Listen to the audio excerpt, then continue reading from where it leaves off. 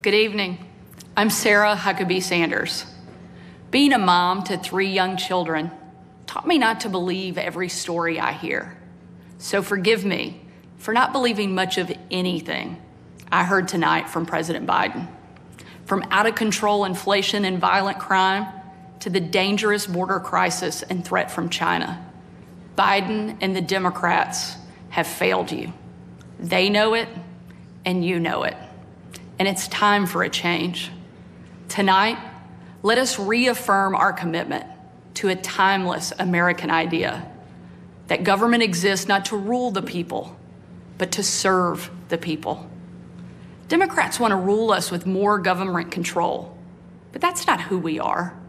America is the greatest country the world has ever known because we're the freest country the world has ever known, with a people who are strong and resilient. 5 months ago, I was diagnosed with thyroid cancer. It was a hard time for our family, particularly our kids, Scarlett, Huck, and George. But we kept our faith and persevered.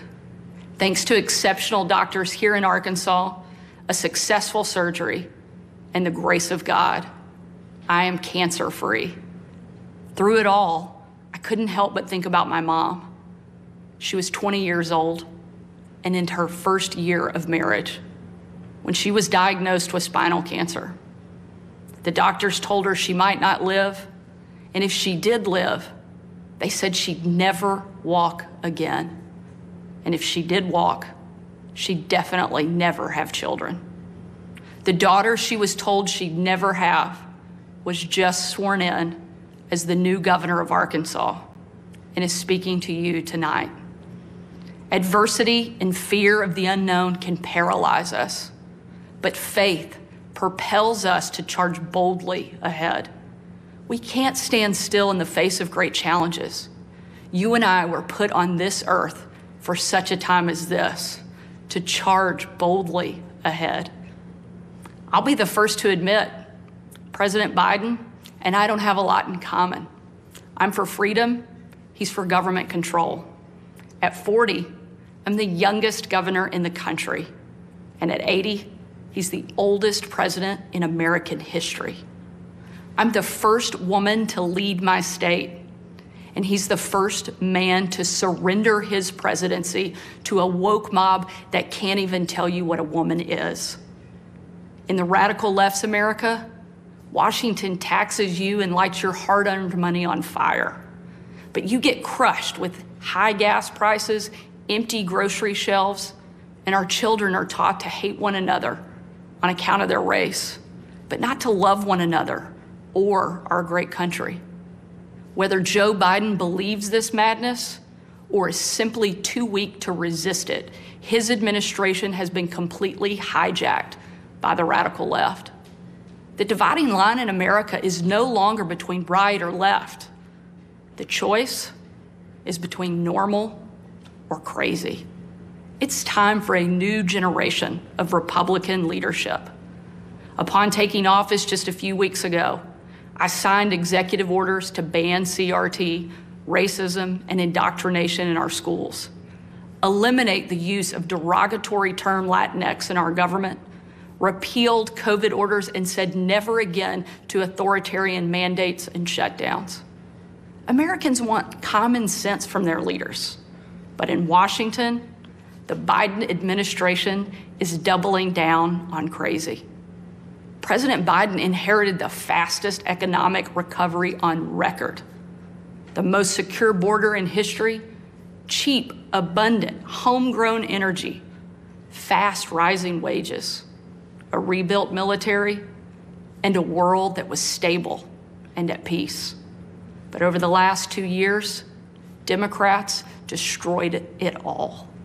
Despite Democrats' trillions in reckless spending and mountains of debt, we now have the worst border crisis in American history. As a mom, my heart breaks for every parent who has lost a son or daughter to addiction. 100,000 Americans a year are now killed from drug overdoses, largely from fentanyl pouring across our southern border. Yet the Biden administration refuses to secure the border and save American lives. And after years of Democrat attacks on law enforcement and calls to defund the police, violent criminals roam free, while law-abiding families live in fear.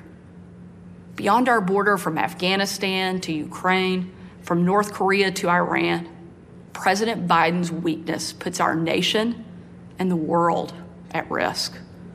And the president's refusal to stand up to China, our most formidable adversary, is dangerous and unacceptable. President Biden is unwilling to defend our border, defend our skies, and defend our people. He is simply unfit to serve as commander-in-chief.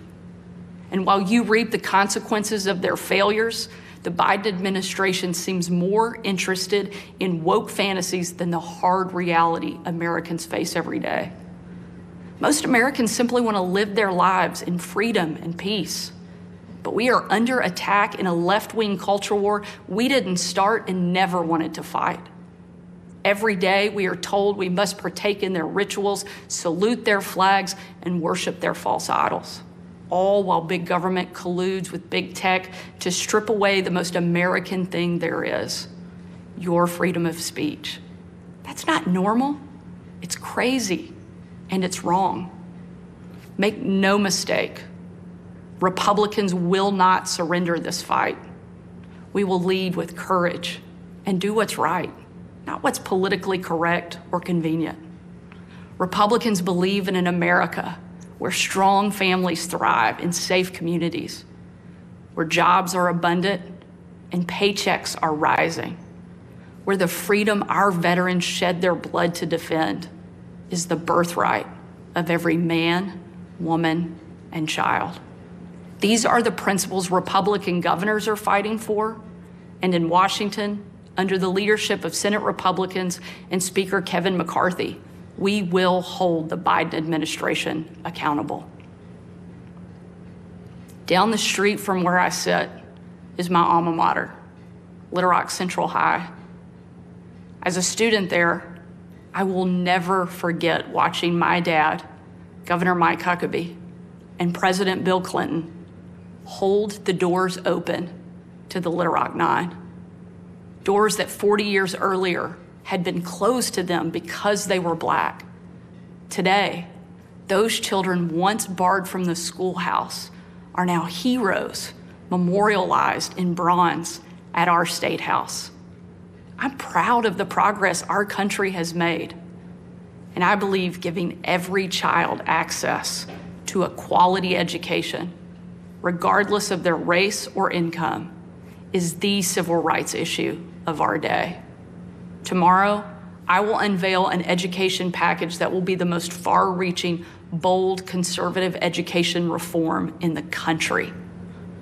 My plan empowers parents with real choices, improves literacy and career readiness, and helps put a good teacher in every classroom by increasing their starting salary from one of the lowest to one of the highest in the nation. Here in Arkansas and across America, Republicans are working to end the policy of trapping kids in failing schools and sentencing them to a lifetime of poverty. We will educate, not indoctrinate our kids, and put students on a path to success. It's time for a new generation to lead. This is our moment. This is our opportunity. A new generation born in the waning decades of the last century, shaped by economic booms and stock market busts, forged by the triumph of the Cold War and the tragedy of 9/11. A generation brimming with passion and new ideas to solve age-old problems.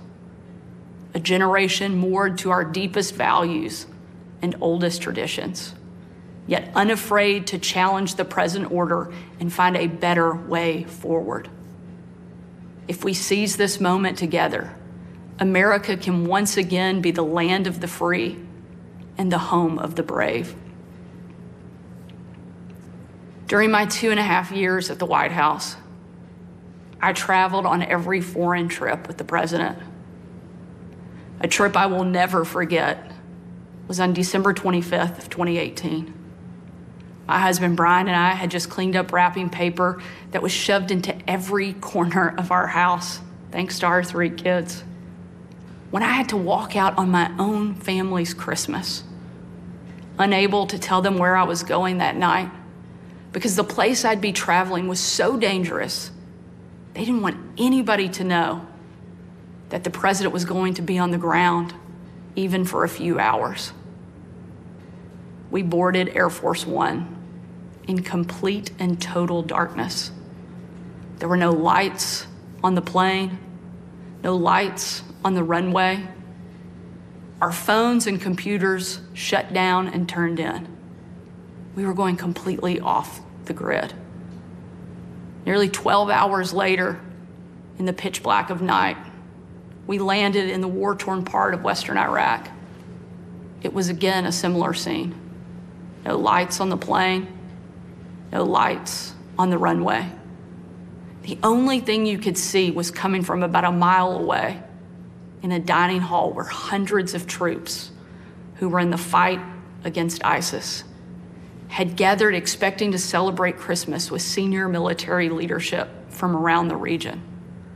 They had absolutely no idea that the president and first lady were about to walk into that room. And when they did, it was a sight and a scene and a sound I hope I never forget. The room erupted. Men and women from every race, religion, and region, every political party, every demographic you can imagine, started chanting in perfect unison over and over and over again, USA, USA, USA. It was an absolutely perfect picture of what makes our country great. One of the young soldiers yelled from the back, "Mr. President, I re-enlisted in the military because of you." And the president said, "And son, I'm here because of you." Shortly after, that young soldier came up to me. He said, "Sarah, you have a tough job." I told him, "What I do is nothing. You take bombs and bullets. That's a tough job." And in a moment that I know I'll cherish for the rest of my life, that soldier reached up and he pulled the Brave Rifles patch he wore on his shoulder, and he placed it into my hand, a sign of ultimate respect. And he said, "Sarah, we are in this together." Overwhelmed with emotion and speechless, I just hugged him with tears in my eyes and a grateful heart for our heroes who keep us free. That young man and everyone who has served before him, all of those who serve alongside him, and the thousands we know who will be called upon to serve after him, deserve to know they have a country and a community back home doing our part in the fight for freedom. America is great because we are free. But today, our freedom is under attack, and the America we love is in danger. President Biden and the Democrats have failed you, and it's time for a change.